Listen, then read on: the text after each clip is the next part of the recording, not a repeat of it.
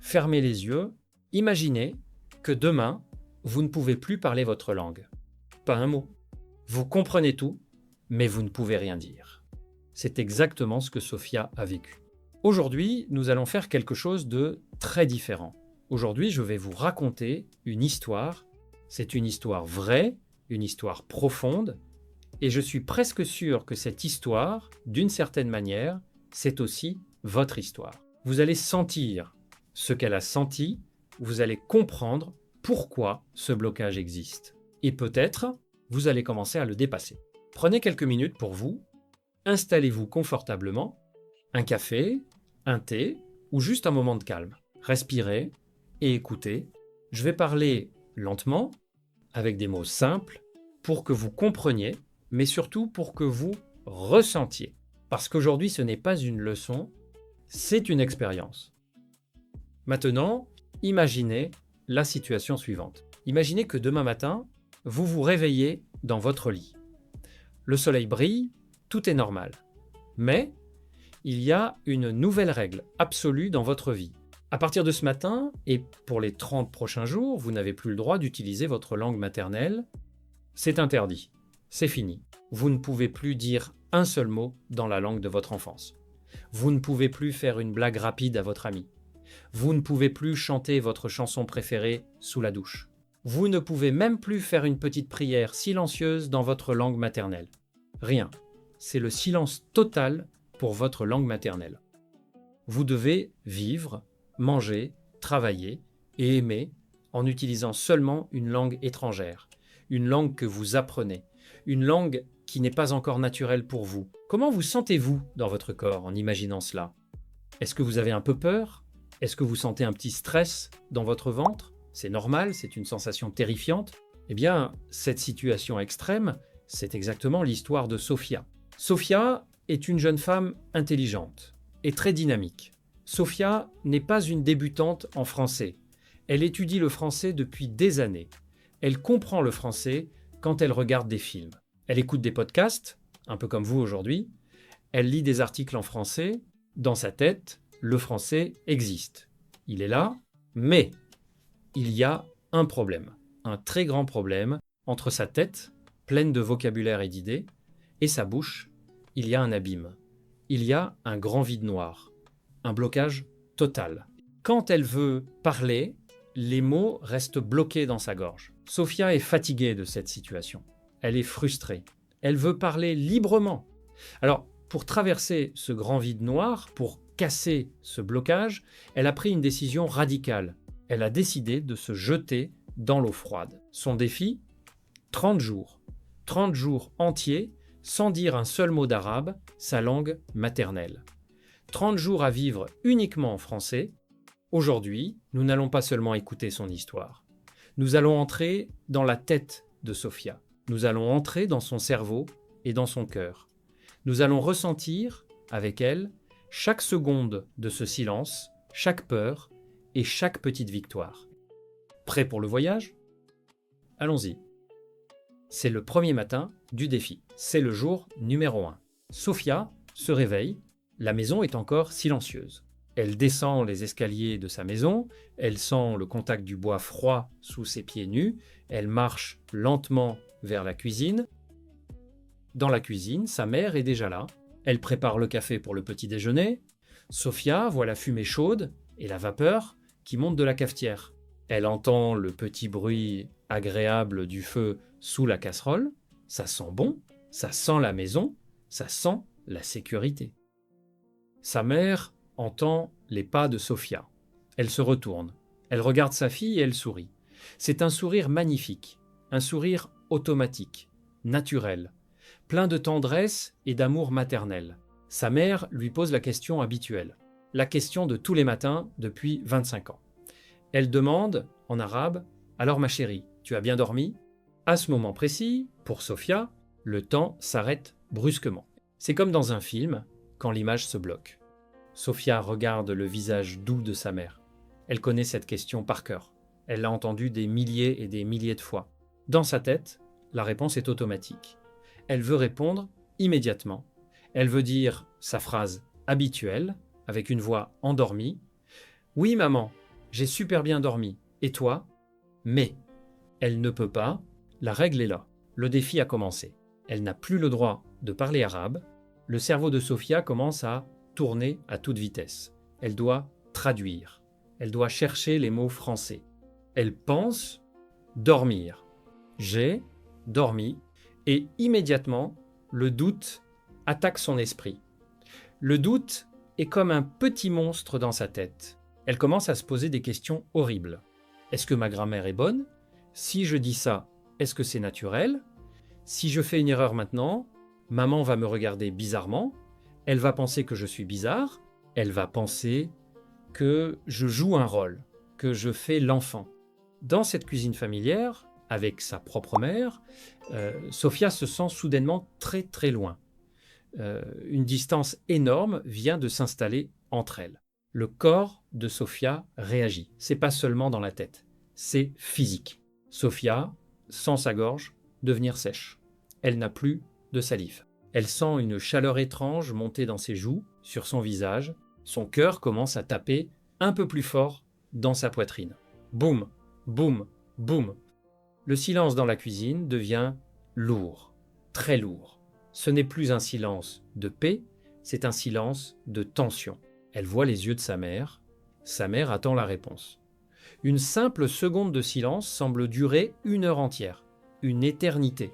Finalement, Sophia fait un grand effort. Elle expire l'air de ses poumons et elle murmure avec une voix très petite et très fragile en français. Oui, j'ai bien dormi. La phrase sort de sa bouche, mais elle tombe sur le sol de la cuisine comme une pierre lourde. Plouf! Il n'y a pas d'émotion dans cette phrase. C'est une phrase mécanique. Un robot aurait pu dire ça. Sophia observe sa mère. Elle voit le regard de sa mère changer. Le sourire disparaît un petit peu. Un petit pli d'inquiétude. Une petite ligne apparaît sur le front de sa mère. Sa mère ne comprend pas pourquoi Sophia parle de cette manière froide et distante. Sophia a réussi à parler français. Oui, c'est vrai, la phrase était correcte. Mais elle a perdu quelque chose de très précieux. Elle a perdu sa spontanéité. Elle a perdu son naturel. Dans sa propre cuisine, devant sa propre mère, elle se sent soudain comme une étrangère, comme une invitée qui ne connaît pas les règles de la maison. Et vous, qui regardez cette vidéo, est-ce que vous avez déjà ressenti ce poids énorme? Est-ce que vous connaissez ce moment terrible où une phrase très simple, une phrase banale, devient soudainement une montagne impossible à grimper? Ce moment où vous voulez être vous-même, mais la langue vous bloque comme un mur. Dites-le moi dans les commentaires. Je sais que c'est une sensation douloureuse, mais croyez-moi, vous n'êtes pas seul. Sophia vit exactement la même chose. Nous avançons dans le temps. C'est maintenant le 5e jour du défi. Il est très tard le soir, la nuit est tombée. Sophia est dans sa chambre, allongée dans son lit. Elle regarde le plafond de sa chambre dans le noir. Elle a mal à la tête. Une douleur sourde bat derrière ses yeux. Mais attention, c'est pas une maladie, c'est pas un virus. Elle n'a pas besoin de médicaments. C'est une fatigue bien spécifique. C'est une fatigue mentale, une fatigue psychologique totale. Son cerveau est épuisé, vidé de toute son énergie. Pourquoi? Parce que pour Sophia, pendant ces 5 premiers jours, parler français n'est pas naturel. Parler français, c'est comme porter un masque lourd sur son visage toute la journée, un costume qui n'est pas à la bonne taille. Dans le silence de sa chambre, elle commence à analyser sa personnalité. Elle réalise une chose très triste.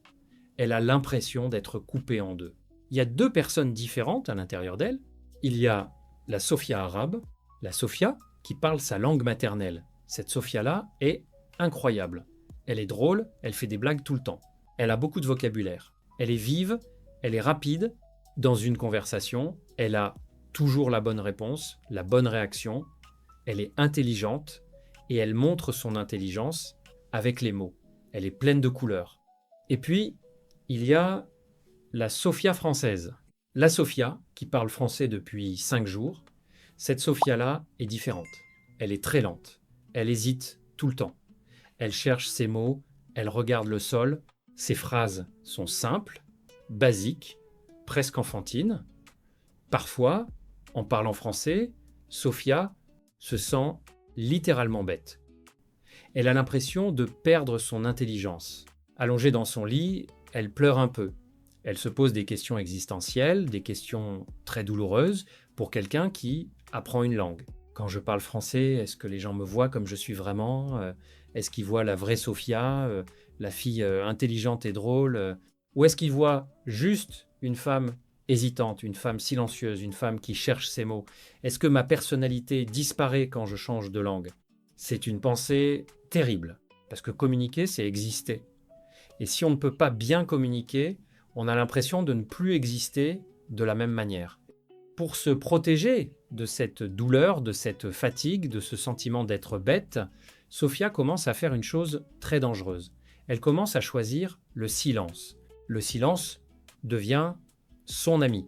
Le silence devient sa protection, son bouclier. Si elle ne parle pas, elle ne fait pas d'erreur. Si elle ne parle pas, elle n'a pas l'air bête. Alors, elle parle de moins en moins. Elle s'isole dans une prison invisible. Mais, comme vous allez le voir, ce silence de protection ne peut pas durer éternellement. Ce silence va être violemment brisé. Et cela va se passer au coin d'une rue, dans un endroit très banal, dans un café. C'est le matin du 12e jour. Sophia marche dans la rue, il fait froid aujourd'hui, un vent glacial souffle sur la ville. Sophia a très envie d'une chose simple, basique, pour se réchauffer. Elle veut boire un café noir, c'est tout. Juste un café noir chaud. Elle pousse la porte du café du quartier. Immédiatement, le bruit l'agresse. C'est le matin, le café est plein de monde, les gens sont pressés, les gens partent au travail. Sophia se met dans la file d'attente. Il y a 3 personnes devant elle. Et là, le mécanisme de panique s'active. Le cerveau de Sophia commence ce que j'appelle la boucle mentale. Vous connaissez sûrement cette boucle. Elle commence à préparer sa phrase dans sa tête. Elle la répète silencieusement. « Bonjour, je voudrais un café noir, s'il vous plaît. Un café noir, s'il vous plaît. Je voudrais un café noir, merci. » Elle répète, encore et encore, comme une chanson coincée dans sa tête. Pourquoi fait-elle ça? Parce qu'elle a très peur que le vocabulaire disparaisse. Elle a peur de perdre les mots juste au moment où elle sera devant le serveur. Elle s'accroche à sa petite phrase comme à une bouée de sauvetage dans l'océan. Elle avance dans la queue. Il y a une personne devant elle. Sophia regarde le serveur derrière le bar. Elle observe ses mains. Le serveur bouge incroyablement vite. C'est un professionnel. Il prend les petites tasses, il fait couler le café, il tape sur la machine, il jette la monnaie sur le comptoir, il crie les commandes à son collègue, un allongé, 2 expressos, un croissant. Pour ce serveur français, la langue est juste un outil rapide. C'est automatique. Mais pour Sophia, qui regarde cette scène, la langue française est un labyrinthe complexe et dangereux. C'est son tour, le client devant elle part, elle est seule, face au serveur. Le serveur lève les yeux vers elle, il est pressé, il n'a pas de temps à perdre, il la regarde et dit rapidement « Oui, bonjour, vous désirez ?» À cet instant précis, c'est la catastrophe. Le mot disparaît. La phrase que Sophia a répétée 100 fois dans sa tête s'évapore. Il n'y a plus rien. C'est le vide absolu dans son cerveau, un écran blanc. Le temps subit une déformation étrange. Tout devient très lent autour d'elle. Sophia voit les moindres détails. Elle voit la main gauche du serveur posée sur le bois du comptoir. Elle voit une petite tache de café marron sur le tablier blanc de l'homme. Elle entend le bruit de la vapeur de la machine de manière très forte. Psh. Dans sa tête, c'est la panique totale. La voix intérieure crie, comment on dit la couleur? Noir. Black, c'est noir. Attends, est-ce que c'est masculin ou féminin? Est-ce qu'on dit un café noir ou une café noire? Si je dis une café, il va rire de moi. Elle est pétrifiée, elle ne peut plus ouvrir la bouche, elle sent les yeux des gens derrière elle dans la queue, elle imagine le regard d'impatience dans le dos, elle imagine les pensées des clients. Mais qu'est-ce qu'elle fait, cette fille? Pourquoi elle ne répond pas? Elle est bête? Elle ne comprend pas la langue? Allez, dépêche-toi, je dois aller travailler. Sophia se sent humiliée. Elle se sent comme une intruse, quelqu'un qui n'a pas le droit d'être là. Le serveur fronce les sourcils. Il perd patience. Il soupire légèrement et demande encore. « Alors madame, qu'est-ce que je vous sers ?» Il attend. Sophia a l'impression d'être nue au milieu d'une foule. C'est un cauchemar éveillé. Son cerveau est complètement bloqué par le stress, par la peur de l'erreur, par la peur du jugement des autres. Elle ne trouve aucun mot, même pas bonjour, même pas pardon. Alors, elle prend une décision de désespoir. Quelle est cette décision de désespoir ? Comment va-t-elle transformer sa peur en force ? Vous le découvrirez dans la deuxième partie de cette histoire. Et pour me montrer que vous êtes prêt à découvrir sa décision et la fin de son défi, écrivez partie 2 en commentaire. Votre énergie est le moteur de cette chaîne. Merci d'avoir écouté cet épisode sur Pro en français. N'oubliez pas, même avec des erreurs, votre voix mérite d'exister. On se retrouve très vite pour la suite. Prenez soin de vous et au revoir.